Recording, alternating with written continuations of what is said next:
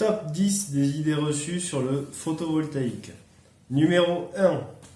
On ne peut pas les recycler, c'est comme l'amiante, on ne peut pas s'en débarrasser. Il faut savoir que dans un panneau photovoltaïque, on a 96% du panneau qui est recyclable. Aujourd'hui, à l'heure actuelle, le recyclage est déjà financé à l'achat du panneau. C'est pas comme le nucléaire où il va falloir demain payer le recyclage de tous les déchets nucléaires. Le recyclage est bien pris en compte. Donc pas de mauvaise surprise sur le recyclage des panneaux. Donc, deuxième idée, la durée de vie des panneaux est trop courte, ça marche que pendant 10 ans. La durée de vie moyenne d'un panneau est de 30 à 35 ans d'un panneau, on va dire, de technologie cristallin. À savoir que sur l'aéroport de Mérignac, à côté de Bordeaux, il y a des panneaux qui ont déjà plus de 40 ans, qui sont en fonctionnement. Bon, c'est des panneaux en cas de coupure d'électricité qui peuvent assurer l'éclairage des pistes de l'aéroport. Donc déjà plus de 40 ans, c'est pas mal. On est d'accord que sur le rendement du panneau, il y a forcément une baisse. Alors la baisse, elle est de 0,4 à 0,5% de rendement par an. Donc c'est calculé dans les tableaux de rentabilité, il faut le savoir. Mais oui, il y a une baisse de rendement. Et non, le panneau, il ne dure pas que 10 ans. Alors, idée reçue numéro 3, c'est cher, c'est une arnaque. Alors, je vous invite à regarder une autre vidéo que j'ai fait sur les arnaques. En effet, on ne peut pas le cacher, il y a plein d'arnaques. Comme dans tous les domaines, il y a des arnaques. Mais dans le photovoltaïque, il y a quand même quelques pépites. Donc, si c'est bien fait et bien pensé dès le départ, c'est une opération qui est rentable, économiquement rentable. Donc, il n'y a pas de raison, si c'est bien fait, c'est pas très cher, c'est intéressant. Quatrième idée reçue, la fabrication d'un panneau demande beaucoup trop d'énergie. Alors oui, ça demande de l'énergie, c'est sûr. Il faut transporter le panneau, après il faut l'installer. C'est sûr, ça demande de l'énergie. En fait, un panneau, au bout de 4 ans de production, il aura produit autant d'énergie qu'il en aura fallu pour le fabriquer. Donc ça veut dire qu'en fin de vie, au bout de 35-40 ans, il aura produit 10 fois plus d'énergie que ce qu'il a fallu pour le fabriquer. Donc finalement, c'est quelque chose de plutôt bien.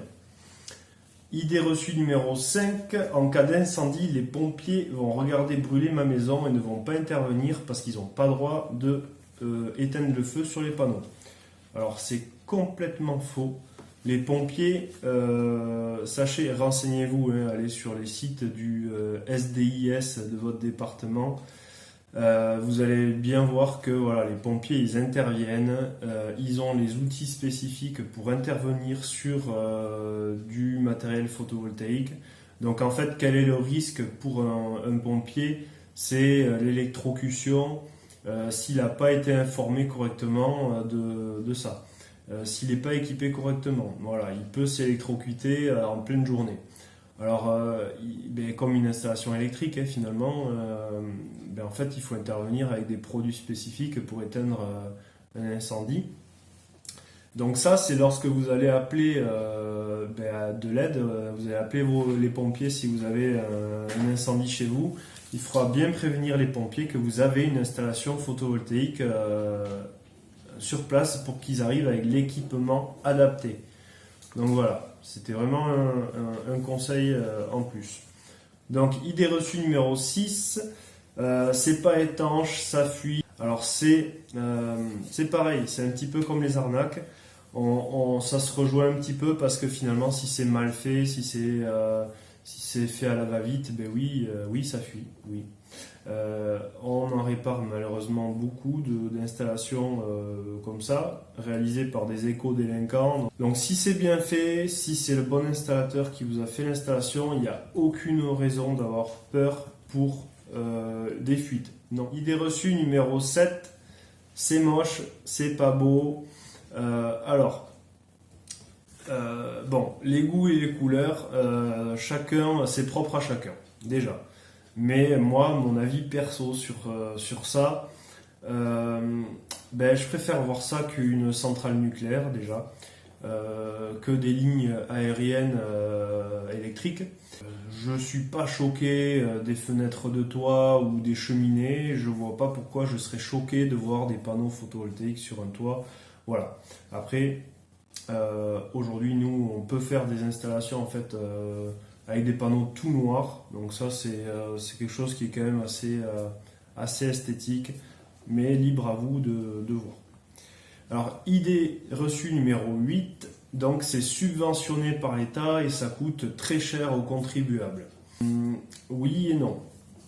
On va dire que oui, il y a des subventions, il y en a eu beaucoup trop à un certain moment, il y en a beaucoup moins aujourd'hui, donc c'est pas énormément subventionné aujourd'hui. Moi, de mon point de vue, c'est quelque chose en fait comme toute industrie. Pour le nucléaire, depuis 40 ans, en fait, il y a eu plus de 150 milliards d'euros de subventions pour faire décoller cette industrie. Aujourd'hui, on est sur une électricité qui est vertueuse, donc on serait en mesure de quand même avoir peut-être un petit peu d'aide au niveau de ça.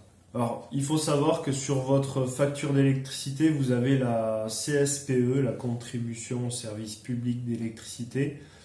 Donc, beaucoup vont dire oui, mais le photovoltaïque ça coûte cher. Regardez, la CSPE, elle a fait qu'augmenter. C'est à cause du photovoltaïque qu'on paye vraiment trop cher notre facture d'électricité. Alors, d'accord, la CSPE a augmenté. Ça, c'est le mécanisme qui est mis en place par l'État pour le soutien au photovoltaïque, mais pas que. En fait, dans la CSPE, vous avez le photovoltaïque représente 38% de la CSPE, et donc les 72% restants, ils sont à la fois pour le mécanisme de soutien à l'éolien, aux énergies renouvelables autres que l'éolien et le photovoltaïque, donc vous avez là-dedans la cogénération, et vous avez également les tarifs dits sociaux, les tarifs de première nécessité. Donc en fait, pour les personnes qui sont démunies, il y a des tarifs spécifiques en fait avec EDF, et ça c'est dans la CSPE. Et vous avez également en fait, il y a un soutien aussi pour les DOM-TOM et la Corse, qui sont des îles où ils n'ont pas le bénéfice, on va dire, d'avoir le réseau. Le réseau n'est pas connecté, donc toutes les centrales nucléaires françaises ne sont pas connectées aux îles. Donc ils ont des centrales thermiques dans les îles qui coûtent plutôt cher en termes de kilowattheure produit. Et donc on compense cette différence de prix avec une partie de la CSPE.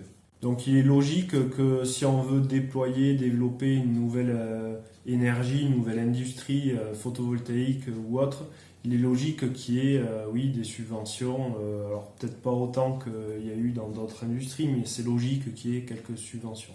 Et idée reçue numéro 9, ça produit que quand il fait chaud et donc c'est rentable que dans le sud. Non, la chaleur en fait c'est pas du tout bon pour les panneaux, ça produit beaucoup moins. On perd beaucoup en fait avec la chaleur, mais c'est la lumière, c'est surtout la luminosité qui va permettre de produire de l'électricité. Donc voilà, le panneau a besoin de lumière. S'il fait trop chaud et pour la même intensité lumineuse, ben, il va perdre X% de rendement le panneau. Donc voilà. Et après, oui, dans le nord, il n'y a pas autant de lumière, c'est vrai, mais si le prix de l'installation est correct, normalement, on reste sur quand même quelque chose de rentable et d'intéressant. Idée reçue numéro 10, on n'a pas le droit de s'en servir pour soi, on ne peut pas autoconsommer. En fait, on peut tout à fait autoconsommer, c'est d'ailleurs une alternative très sérieuse sur le plan économique, sur le plan environnemental. On peut autoconsommer, on va dire, entre 10 et 40% de ses besoins d'électricité. Donc oui, c'est intéressant d'autoconsommer par rapport à continuer d'acheter son kilowattheure chez son fournisseur d'électricité. il y a un avantage quand même économique à autoconsommer. Voilà, donc maintenant vous avez les principales idées reçues, vous avez toutes les armes pour argumenter contre les fausses rumeurs sur le photovoltaïque. Merci d'avoir regardé cette vidéo jusqu'au bout, c'était Nicolas de chez Dubec et Fils. N'hésitez pas à mettre un like si vous avez aimé la vidéo et à commenter si vous avez d'autres idées reçues. Merci et à bientôt.